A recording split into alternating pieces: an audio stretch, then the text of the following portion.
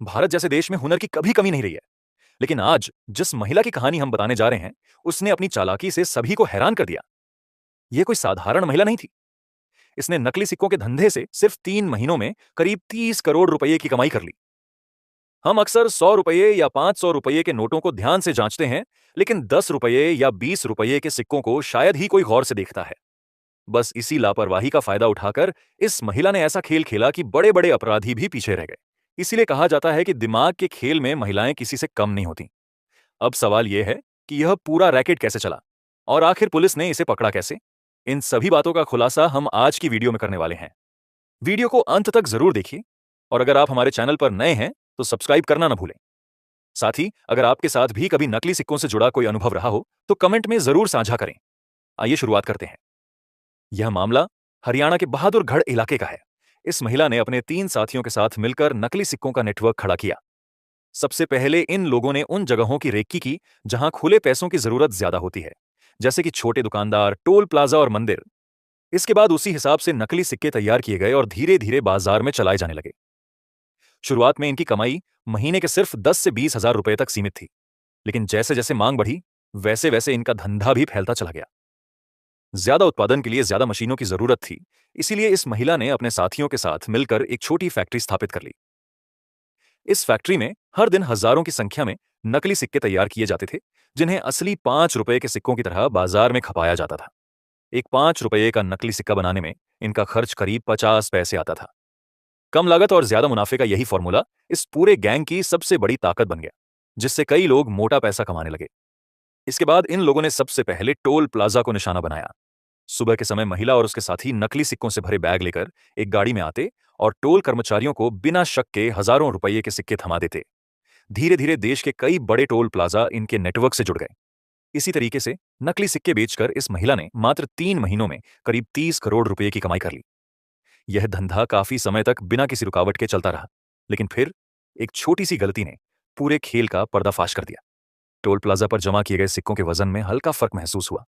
जब सिक्कों की गहराई से जांच की गई तो सभी हैरान रह गए। तुरंत इसकी सूचना नजदीकी पुलिस स्टेशन को दी गई।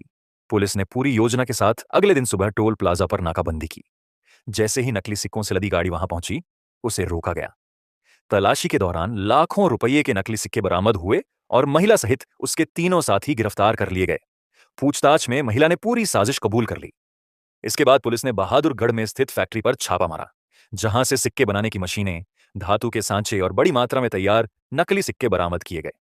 पुलिस के अनुसार फैक्ट्री में 4 मशीनें लगी थीं, जिनसे रोज हजारों सिक्के बनाए जाते थे। यह गिरोह सिर्फ बहादुरगढ़ तक सीमित नहीं था, बल्कि देश के अन्य शहरों में भी नकली सिक्कों की सप्लाई कर रहा था। इस खुलासे ने सभी को चौंका दिया। ऐसे ही इससे पहले भी नकली सिक्कों के कई मामले सामने आ चुके हैं। बहादुरगढ़ के अलावा उदयपुर में भी एक घर को मिनी फैक्ट्री बनाकर 5 रुपये के नकली सिक्के बनाए जा रहे थे। दादरी के एमुलेटर गांव में छापेमारी के दौरान 4 मशीनों से नकली सिक्के बनते पाए गए और करीब 1,25,000 सिक्के जब्त किए गए। इस गिरोह के मुख्य आरोपी ललित सोनी, शिवलाल सोनी और सौरभ जैन थे, जो 10-10 किलो के पैकेट में सिक्के बाजारों और टोल प्लाजा तक पहुंचाते थे। अब सवाल उठता है कि नकली सिक्कों की मांग आखिर बढ़ी कैसे। नोटबंदी के दौरान 50 रुपये और 100 रुपये के नोटों की भारी कमी हो गई थी। ऐसे में 10 रुपये और 20 रुपये के सिक्कों का चलन बढ़ गया और लोग बिना जांच पड़ताल के सिक्के लेने लगे। इसी मौके का फायदा उठाकर ऐसे गिरोह सक्रिय हो गए। अब सबसे जरूरी बात, असली और नकली 10 रुपये के सिक्के की पहचान कैसे करें।